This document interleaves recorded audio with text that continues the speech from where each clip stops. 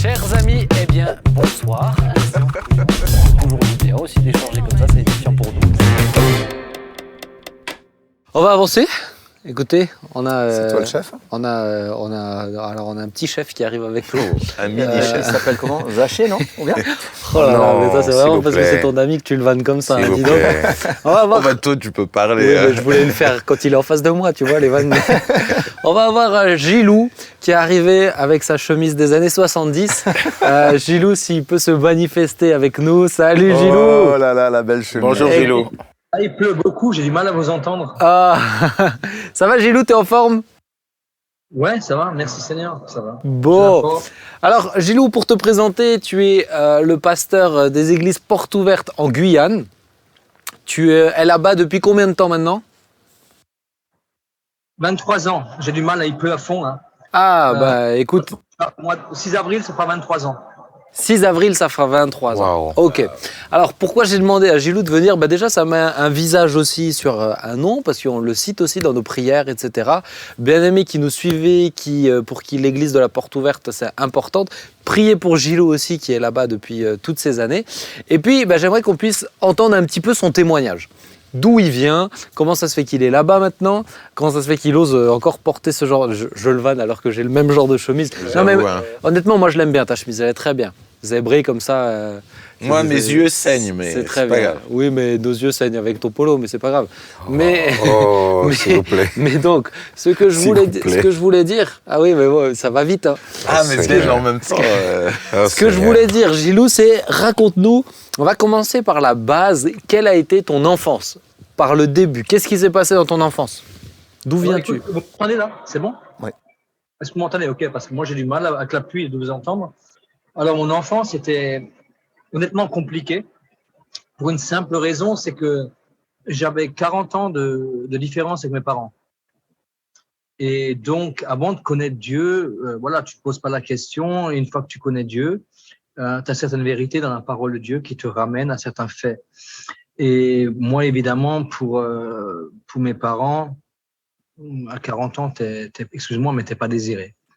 Et dernièrement, je pars, entre guillemets, je dis bien guillemets parce que hasard, ça n'existe pas dans la parole de Dieu, même s'il est marqué une seule fois hasard pour le Samaritain. J'ai re-rencontré ma marraine Cato.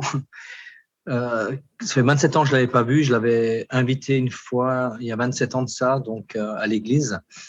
Et puis, elle me donne cette anecdote-là et me dit oui, que ma maman, justement, était chez eux à Sopleba et elle vomissait. Et donc, elle vomissait et là, comment dire, on lui dit, mais il y a quelque chose dans le ventre, là. Elle dit, non, non, il n'y a rien dans le ventre. Et justement, ma future marraine va dire, mais s'il y a quelqu'un dans le ventre, je serai la marraine. Et donc, par ça, c'était pour moi confirmé que, voilà, je n'étais pas désiré, hein. Tu ne peux pas en vouloir aux parents, c'est comme ça. Je veux dire, quand 40 ans, ils galéraient, je veux dire, c'est des vies.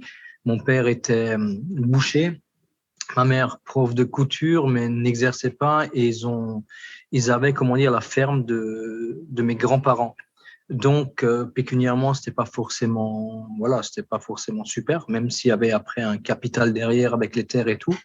Je veux dire, au niveau financier, c'était pas génial. Et en fait, j'ai grandi donc à 40 ans de différence avec tout ce que ça engendre. Ça engendre aussi le fait que tu es le petit dernier. Donc, ça, c'est une bonne chose, enfin, pour moi, pas forcément pour les autres. Et donc, j'avais quand même certaines faveurs, c'est-à-dire qu'on ne faisait pas faire certaines choses que mon frère faisait, que ma sœur faisait. Et puis, ce qui s'est passé, c'est que j'avais l'âge de 4 ans et demi, 5 ans. J'ai été abusé par les voisins. Et c'est quelque chose que j'ai évidemment toujours caché, comme beaucoup de gamins cachent. J'ai caché ces choses-là parce que déjà, je ne comprenais pas pourquoi on m'a fait ça, pourquoi j'ai vécu ça. Donc, tu grandis avec ça, mais intérieurement, tu grandis avec une souffrance. Vous savez, souvent, on voit l'iceberg, c'est la partie visible. Et malheureusement, on porte notre regard sur l'iceberg, la partie visible, et on oublie que l'iceberg, la plus grande partie, elle est intérieure, elle est beaucoup plus profonde que la partie visible. Et en fait, j'ai grandi, enfin, tu peux me dire, pour ceux qui vont se moquer, là, je parle de Jérémie, Et Thibaut, j'ai 1m60. Je n'ai pas beaucoup grandi, mais j'ai grandi quand même. J'ai grandi avec une rage dans mon cœur, une colère dans mon cœur et une violence. J'étais épileptique et j'ai passé mon enfance à me battre, mais vraiment à me battre. Ce qui a emmené, ma mère mon père en avoir ras-le-bol, parce que les gens appelaient à la maison pour dire venez chercher votre fils. C'est arrivé à ce point-là, c'était dingue. J'étais pas grand, mais je faisais de la lutte. Je me fritais tous les jours. Et j'allais tout le temps, défendre celui qui était agressé. Et donc, je me suis retrouvé en internat. Donc dans la religion traditionnelle. Hein. Là, ça m'a honnêtement dégoûté de Dieu. Mais vraiment dégoûté de Dieu. Je comprenais pas je voyais pas, Dieu là-dedans. Mais à partir de ce moment-là, ça, c'était pour moi scellé. Vous me parlez plus de Dieu. Mais fini, il fallait plus me parler de Dieu parce que c'était horrible. C'était du mensonge, c'était un truc qu'on a mis sur ma vie. Et donc, j'ai grandi avec ça. J'ai grandi avec ça et en fait, à l'école, c'est simple. Alors, je t'explique, j'étais un cancre. Non pas que j'étais plus bête qu'un autre, mais j'étais un cancre. J'ai redoublé 2 fois la 6e, 2 fois la 5e. J'ai même failli la tripler, mais ils m'ont viré. Donc, parce que je refusais de travailler. Et en même temps, je jouais aux échecs. Et un gars m'a appris à jouer aux échecs. Il m'apprend, il m'explique les règles, il m'explique tout. Et on joue ensemble. Et le gars, je le claque, je le bats. Et 6 mois après, j'étais vice-champion du Rhin. Après, j'ai joué j'étais 6 fois champion du Rhin, champion d'Alsace, champion des Vosges, j'ai fait championnat de France. Et donc, je passais donc dans mon enfance, soit pour un voyou complet, suite à tout ce que j'ai fait, enfin, les bêtises au niveau de la drogue et tout, et soit je passais pour un intellectuel, ce que j'estimais pas être, à cause justement des échecs et tout. Et donc, ma vie a continué comme ça, c'est-à-dire que je suis arrivé à un moment donné, je n'arrivais même plus à trouver de bahut, plus personne ne me voulait. J'ai dû avoir des dérogations d'un député, donc je me tairai le nom, pour avoir un bahut. Parce que j'avais un CV, laisse tomber, tu vois, et puis on m'a mis des réputations qui étaient complètement fausses. Mais moi, j'ai emmagasiner ça, c'était au fond de moi, et j'avais la rage. Ok. Et en fait, Gilou, j'essaye d'avancer un petit peu dans ton histoire, mais donc à un moment donné, toi, il s'est passé quelque chose où ça serait peut-être intéressant, c'est que tu es tombé dans la drogue. Comment ça a commencé? Et puis peut-être si tu peux nous expliquer cette partie-là de ta vie aussi. En fait, ce qui s'est passé, j'ai commencé donc vers l'âge de, pas de bêtises, maintenant 16-17 ans, j'ai commencé à sniffer de la colle. Je sais pas, on m'a proposé de la colle à rustine, alors tu me dis c'est de la drogue, ça, non, ça te crame juste les neurones. J'ai commencé à sniffer de la drogue. Et puis, justement, là, c'était un épisode assez difficile parce que je faisais les championnats d'Alsace d'échecs et c'est la première fois que j'ai pris un carton. J'ai fait 9e, pour moi, c'était honteux parce que je l'ai gagné. Et donc, là, ça m'avait brûlé la cervelle et tout. Et donc, à ce moment-là, je commençais à écouter du hard rock, j'ai commencé à écouter vraiment cette musique du punk rock. Alors, sachant que je parle pas un mot d'anglais, enfin, très peu. Et je chantais donc tout ce qui est, AC/DC, tous les chants d'ACDC, mais par cœur. Donc, Hells Bells, Cloche de l'Enfer, Highway to Hell, L'autoroute de l'Enfer, If You Want Blood, Foulée du sang, enfin bref, tout par cœur. Et tout ce qui était la musique violente. Et puis un jour, j'étais, entre guillemets, donc je fumais du shit, mais ce que j'estimais pas être de la drogue, et pourtant c'en est. Un jour, ce qui s'est passé, c'est que j'étais chez un copain à moi, il me dit, écoute, tiens, je te donne des médicaments ce soir. Est-ce que tu veux les prendre? Et moi, je ne sais pas pourquoi, j'ai dit oui. Je prends les médicaments, j'ai bu dessus. Et puis, donc, voilà, il s'est passé des choses assez délirantes suite aux médicaments. Et ça a duré, ça c'était le samedi soir. Et le samedi d'après, il me propose de l'héroïne. Il me dit, tiens, fais un sniff. J'ai sniffé de l'héroïne. Et puis moi, j'étais tout le temps, malgré que je fumais, malgré que je buvais, je disais jamais, je toucherai à l'héroïne. Jamais. Ah, donc pourquoi tu t'es affirmé ça dans ton cœur? C'est parce que tu te sentais attiré ou tu étais déjà en contact avec des gens dans le milieu? Non, mais en fait, tu es comme beaucoup, malheureusement comme beaucoup. Tu es sûr de toi. Tu vois la vie des junkies, tu vois cette dépravation, tu vois cette vie qui décline complètement. Et toi, tu te dis, non, mais moi, jamais. Ok. Jamais. Et ça, à la limite, c'est une assurance que tu te forges.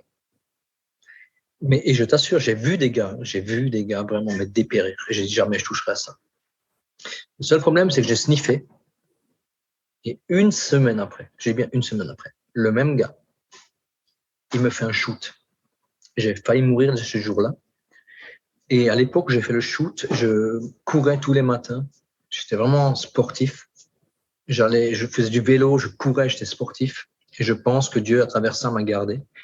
Parce que je marchais comme un canard. Enfin, c'était horrible. Je transpirais. J'ai failli faire une overdose. Et je m'en suis sorti. Et là, ce qui s'est passé, c'est que une semaine après ce shoot-là, on m'a proposé de l'héroïne pour la revendre. En une semaine. Toujours le même gars? Oui. Enfin, le gars m'a fait shooter et il m'a emmené chez un dealer. Et donc, ce dealer-là m'a proposé de la cam. Ah, donc le gars voulait vraiment te mettre dans le milieu, il voulait te faire rentrer dans le milieu, quoi. Complètement. Mais c'était hallucinant. J'ai eu ça et moi, je connaissais rien. Et d'ailleurs, je me droguais et puis je faisais toujours mes championnats d'échecs. Je me suis retrouvé champion des Vosges alors que j'étais tenant du titre. Et c'est là que j'ai pris le premier manque de ma vie. Je ne comprenais pas ce qui m'arrivait. Je ne dormais plus la nuit, rien du tout. J'essayais de dormir, je ne savais pas. Tu avais quel âge? J'avais 25 ans. Okay. Là, j'avais 25 ans. Et ça a duré 5 ans d'héroïne. J'ai touché jusqu'à 10 piqûres d'héroïne par jour. Mais vraiment 10 piqûres et c'était horrible. Hein. Je suis arrivé à un point où je me piquais même avec l'eau des toilettes. Je ne sais pas si tu peux imaginer l'eau des toilettes. J'étais en manque, j'ai mis donc pour les Alsaciens, on connaît le schnapps, hein, l'eau de vie, dans la seringue avec de l'eau pour me piquer. Il y avait ce qu'on appelle, quand tu te piques, on appelle ça le vice du trou. Te faire un trou. C'est complètement aberrant. Et donc là, ma vie était une catastrophe. Une catastrophe. Et là, ce qui s'est passé, c'est que j'avais, des amis qui sont donnés à Jésus-Christ, et notamment une grand-mère qui est au ciel aujourd'hui, hein, qui est un cauchemar pour le diable, c'est Marguerite. Et elle parlait de Jésus partout. Comme moi, je la voyais arriver, je me disais, purée, mais l'autre taré qui se pointe. Moi, j'ai changé de trottoir, hein, parce que c'était une cata. Et puis un jour, je vois Pedro qui est là. Je vois Pedro changer de vie. Et... Alors, Pedro, excuse-moi, je vais le dire, je suis obligé. Un jour, j'arrive au bistrot. Et puis, je bois un café et Pedro me paye le café. Je dis, mais qu'est-ce qui t'arrive, toi? Il m'a jamais rien payé. Ah ouais, c'est un radin, Pedro. Ah Pedro, je suis désolé. Non, mais on voit que toute sa vie n'a pas été transformée encore. Hein. C'est pas vrai, c'est pas vrai. Ça fait longtemps, du coup. Je voyais Pedro changer. Et d'un seul coup, je voyais deux autres, c'était Gilbert et Hervé, qui essayaient donc de venir me parler, mais quand je les voyais, je les appelais les apôtres et je leur mettais la honte pour qu'ils se barrent. Mais pour qu'ils se barrent, parce que je voulais rien entendre, ça m'intéressait pas. Et un jour, je me retrouve là chez un ami qui aujourd'hui est parti aussi auprès du Seigneur. Et en fait, j'étais là-bas. Et puis, il y a Samuel Peter Schmidt qui se pointe là-bas. Je ne sais plus si j'étais déjà là quand je suis arrivé. Enfin bref, il était là. Et puis, moi, au-delà de la drogue, j'étais malade des poumons. Et là, ce qui s'est passé, c'est que j'avais donc un traitement pour les poumons. Et je faisais régulièrement des analyses de crachat pour voir le traitement qu'il fallait. Ils analysaient donc la culture donc de ce crachat-là pour trouver un traitement efficace. Le problème, c'est qu'ils n'en trouvaient pas. Et puis, le pasteur Samuel, là, il me dit, écoute, mais Jésus, il commence à parler de Jésus, j'écoute toi, lâche-moi avec ton Jésus. Tu me parles de Maradona, je comprends quelque chose, Jésus, je ne sais pas qui c'est, puis je m'en fous. Il me dit, OK. Et puis à la fin, je lisais l'équipe et je le vois en train de se tenir les mains avec Francis. Et je me dis, mais qu'est-ce que c'est que cette bande de tarés? Je vois 2 mecs, là, excuse-moi, qui se tiennent la main comme des grands-mères, là, en train de prier. Et ils disent, Seigneur, tu vois, Gilles, tu vois, ses poumons, touche-le. À ce moment-là, je sens une présence dans mes poumons. Mais je n'ai pas compris, hein. Une présence dans mes poumons, une chaleur dans mes poumons. Et là, je me suis levé et j'ai dit, oh, tu me fais quoi, toi? Et ça me dit, oh, moi, je t'ai rien fait, hein. Mais rien du tout, parce que sincèrement, je n'étais pas content. Je ne comprenais pas, j'avais peur. Ouais, tu sentais qu'il y a quelque chose qui se passait dans tes poumons, quoi.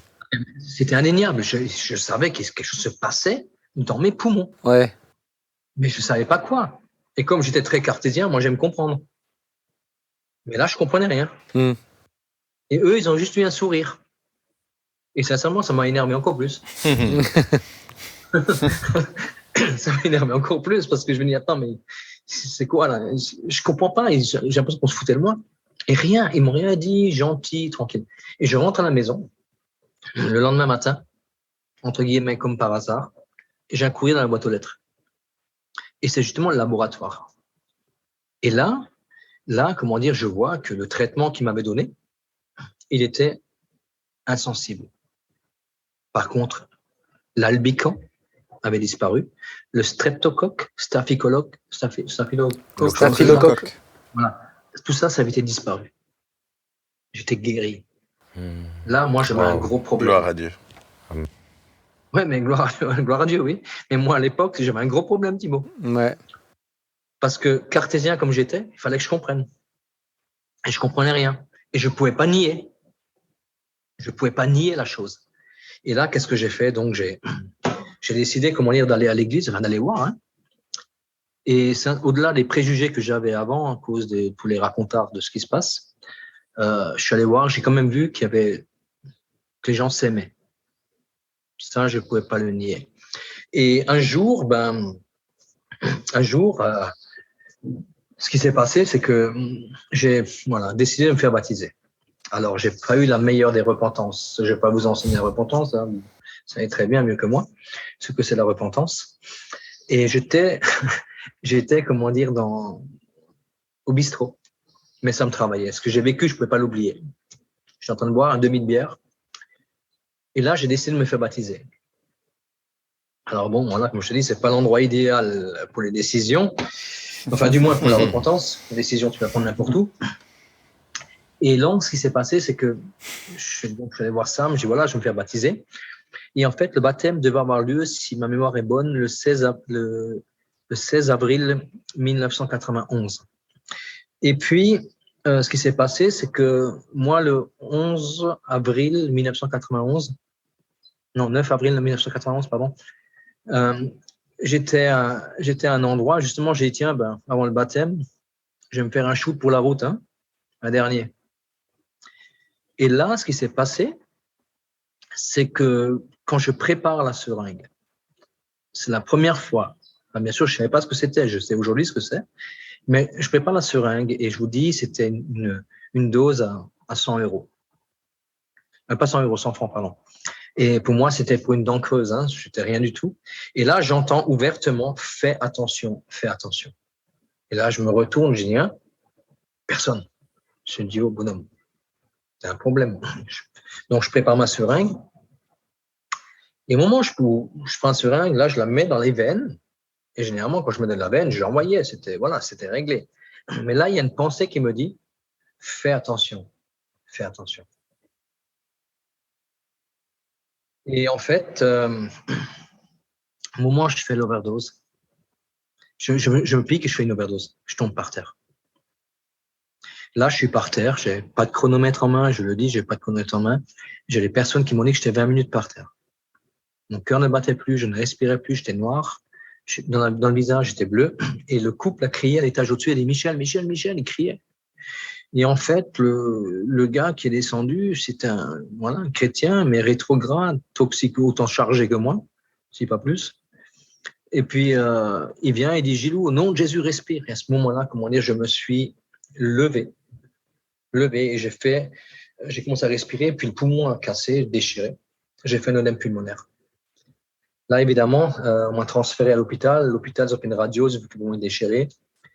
Et donc, je me rappelle toujours, j'ai dit à l'infirmière, est-ce que je vais mourir? Elle me dit, non, non, non, tu vas pas mourir. Non, non, mais dans ses yeux, je vois que c'était oui. Mais si Dieu te ramène à la vie, c'est pas pour te laisser mourir, mais ça, moi, je le sais pas. Donc, on transfère de l'hôpital, on m'emmène au Azerrhein. Et là, il y a un Samuel Peter Schmidt qui vient, au moment où il ouvre la porte, plac, je crache du sang sur la bouche. Et d'ailleurs, je me rappelle encore aujourd'hui, aujourd'hui, je me rappelle ses yeux, le regard qu'il a eu quand il a vu ça. Et donc, il m'a imposé les mains, il a prié avec moi. Le lendemain matin, ils me font une fibroscopie. Il n'y avait plus de traces de déchirure. C'était guéri, complètement guéri. Soit ils avaient le mauvais gars, la mauvaise radio, ils avaient le bon gars, la bonne radio, j'étais guéri. Mais bon, voilà, ma vie a continué et je suis sorti de là-bas. Donc, tu sais, tu peux vivre des miracles, un cœur n'est pas changé. Est-ce que, Gilou, Oui. j'essaye d'avancer encore un petit peu, mais est-ce que tu as été libéré de la drogue du jour au lendemain ou est-ce que tu as dû Oui. être sevré et passer par un sevrage? Non, en fait, c'est là que j'ai continué ma vie. Et justement, quelques temps, je me suis fait baptiser. J'ai décidé de me faire baptiser entre-temps. Et ce jour-là, j'ai eu une parole de Dieu le jour du baptême et qui m'appelait justement au ministère en me disant vraiment des choses précises que je vais faire. Et entre-temps, je suis reparti. Et puis, j'ai continué ma vie. Je n'ai pas suivi. Et en fait, j'étais tellement en manque. J'ai dit à ma mère, appelle un chrétien. Et puis là, elle a appelé Pedro. Et Pedro est venu. Et puis, j'étais tellement en manque. J'avais pris 30 néocodions. J'avais pris 8 rohypnol, ça fait presque 40 comprimés. Quand tu dis ça à quelqu'un, un médecin, il dit c'est pas possible de les prendre. Moi, je les ai pris, je sentais rien. Ça m'a même pas calmé ça, rien. Et là, je dis à ma mère, appelle un chrétien. Pedro, il vient, il prie avec moi, il me dit ça va mieux. Je dis non. Et d'un seul coup, il continue à prier dans une nouvelle langue. Et là, je me suis levé, le manque disparu. À ce moment-là, Dieu m'a ôté le manque. Et j'ai fait quelque chose qui m'a poussé à en faire. J'aurais pas eu le courage moi-même. J'ai pris le téléphone, j'ai appelé la police pour me rendre. Gloire à Dieu. Et donc, ça, c'était donc le vendredi. Le Toi, samedi. alors, laisse-moi préciser pour te rendre, parce que du coup, lié à ça, tu avais des soucis avec la justice. Mais enfin, j'allais en avoir. Ouais. J'en avais 8. J'étais recherché. Voilà. J'étais recherché pour toutes les salades que j'avais faites.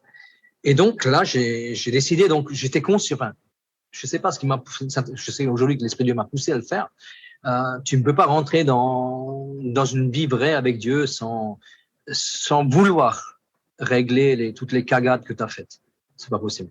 Ouais. Je pense qu'il faut être honnête et vrai. Même si Dieu est un Dieu de grâce, il l'a fait dans ma vie, il m'a ôté des gros problèmes. Mais je pense que ta disposition de cœur, elle doit être honnête envers Dieu. Mm-hmm. Elle doit être honnête. C'est une disposition de cœur qui est juste. Et puis voilà, Dieu est un Dieu de grâce et il fait. Et donc là, j'ai appelé la police. Et puis évidemment, j'ai dit voilà ce que j'ai fait. Tac, tac, tac, tac, tac. Puis je vais mettre ma vie en règle devant les hommes, devant Dieu. Je me suis retrouvé en cabane. Et donc, j'ai avoué des choses, des vols avec violence que j'ai fait, des trafics, voilà. Et puis là, à ce moment-là, il m'a dit, écoute, je peux pas te relâcher avec tout ce que tu me dis. Je peux pas. Mais à partir de ce moment-là, je peux dire une chose. J'ai vu la faveur de Dieu dans ma vie. Quand je suis allé devant le juge, on a trouvé une juge, mais vraiment conciliante.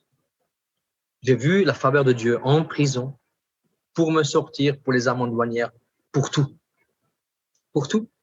Et donc, comment dire, à ce moment-là, tu vois, qu'est-ce qui s'est passé? J'étais libre de la drogue. Ouais. Par contre, je vais être honnête, je ne veux pas dire quelque chose qui est faux. J'ai eu 1 ou 2 rechutes. Parce qu'au-delà de la liberté, je pense que Dieu m'a donné, dans mon âme, j'avais besoin de guérir. Des choses que j'ai vécues dans le passé, des choses difficiles. Et quand il m'est arrivé 1 ou 2 choses que, voilà, je n'ai pas forcément envie de dire là, j'ai repris de l'héros, mais 2 fois, peut-être 2 ou 3 fois, pas plus, 2 fois. Et c'était fini. J'étais libéré complètement de l'héroïne. Ça fait des années que je vis la liberté maintenant de l'héroïne. Et pour moi, c'est un miracle. Ouais. Et donc, à ce moment-là, là vraiment, tu avais une vraie relation avec Dieu. Tu étais en relation, pas juste il a agi dans ta vie, mais ça a développé une relation chez toi ou pas?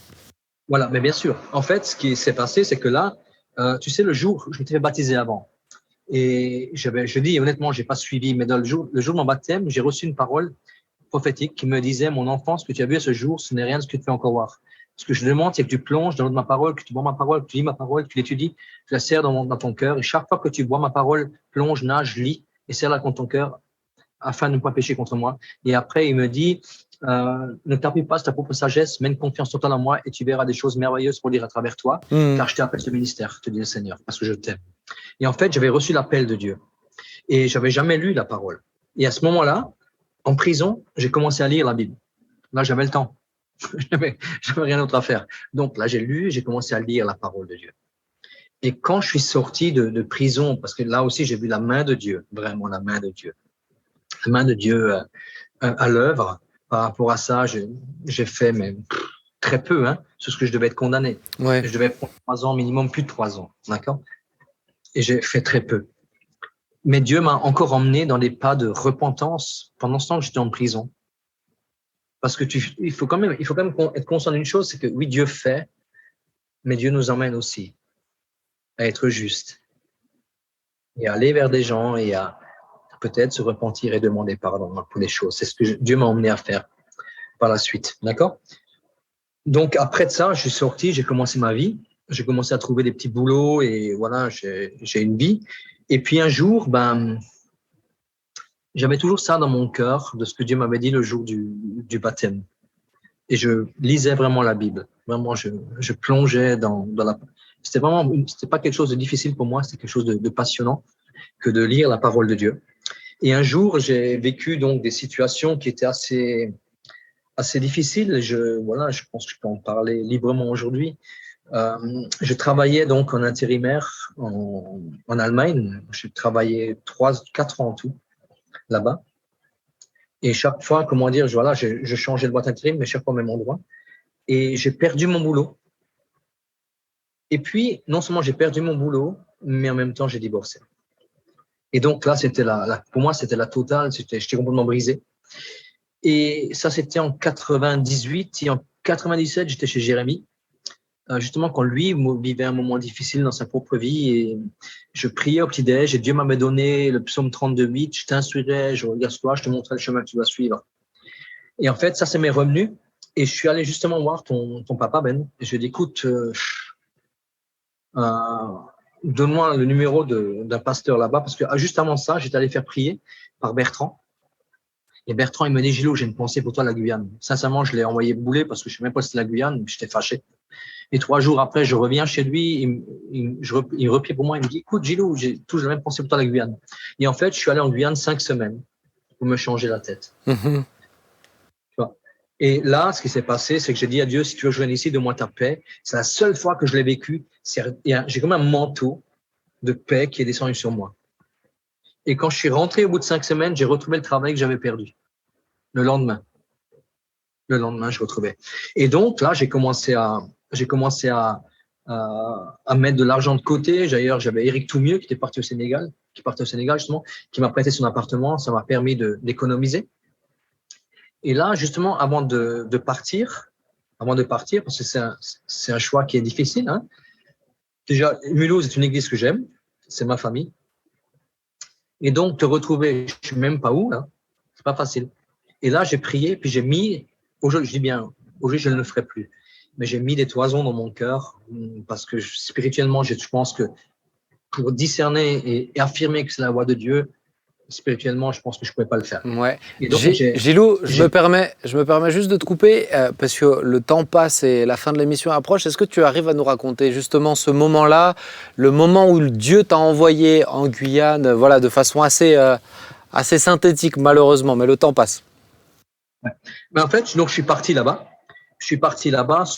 Comment dire, après, une fois que j'avais pris les billets, j'avais une parole de connaissance, une prophétie qui confirmait. Et quand je suis arrivé là-bas, ce qui s'est passé, c'est l'humour de Dieu, c'est que j'ai pris un aller simple, ne sachant pas qu'un aller-retour chez Air France est moins cher qu'un aller simple. J'ai pris un aller simple et quand je suis arrivé là-bas, j'avais un ancien inspecteur de police à la retraite qui m'attendait. C'est l'humour de Dieu. Et là, j'ai commencé justement à être hébergé là-bas. Et puis, je me suis retrouvé très, très peu de temps après chez les Amérindiens, commencer à prêcher la parole de Dieu là-bas. Et une fille qui me traduisait, que je ne connaissais pas, qui est aujourd'hui ma femme, qui est Estelle, il traduisait auprès des Amérindiens. Et donc, si c'est passé là-bas, ben, voilà, au bout d'un moment, j'ai servi. Et puis après, ma vie a pris un chemin différent. Voilà, pour des raisons que j'ai pas envie d'invoquer ici. Et je me suis retrouvé donc à ouvrir 2 églises, donc à Mana et à Saint-Laurent-du-Maroni. Aujourd'hui, donc, sous le couvert, évidemment, de la porte-ouverte chrétienne de Mulhouse. Et en fait, aujourd'hui, je sers vraiment le Seigneur à plein temps. Et t'es une bénédiction en Guyane. Hein. Gilou, moi je voulais te poser une question quand même parce que je pense qu'elle est importante. Si maintenant tu as quelqu'un qui nous écoute, qui est dans l'héroïne, parce que là on voit que en comprenant, on a pris le temps de vraiment raconter d'où tu viens et tout ce parcours-là et de voir qui tu es maintenant. Voilà, c'est incroyable. Mais si maintenant tu es avec quelqu'un qui nous écoute, qui est dans l'héroïne, qui dit je peux pas m'en sortir, qu'est-ce que tu aurais envie de lui dire? Écoute, moi je dis simplement cherche quelqu'un qui connaît Dieu et qu'il prie pour toi. Dans la mesure où tu cherches, où tu as le désir réellement de te libérer de cette cochonnerie-là. Parce que de toi-même, tu peux le faire, mais c'est rare. Ouais. Toutes les personnes que je vois, on les substitue. Et pour moi, excusez-moi, ce n'est pas une liberté. C'est un drogue, je suis peut-être dur ce que je vais dire là, mais un drogué répertorié par la sécurité sociale. C'est tout. Alors que la liberté en Jésus, moi, sincèrement, moi je dormais avec ma seringue. Je dormais avec ma petite cuillère, je faisais 10 shoots par jour. Jamais je pensais d'être libre un jour. Moi, je t'invite vraiment à aller, si tu es libre, si tu as besoin de ça, va, demande la prière. Demande la prière. Demande la prière. Et surtout une chose, laisse-toi aider. Je t'en supplie, laisse-toi aider. Parce que nous, les toxicos, on a tellement des schémas de pensée, on veut tellement être indépendant. Laisse-toi aider.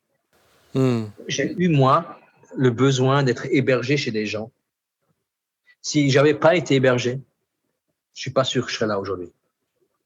Voilà, c'est ce que je peux te répondre.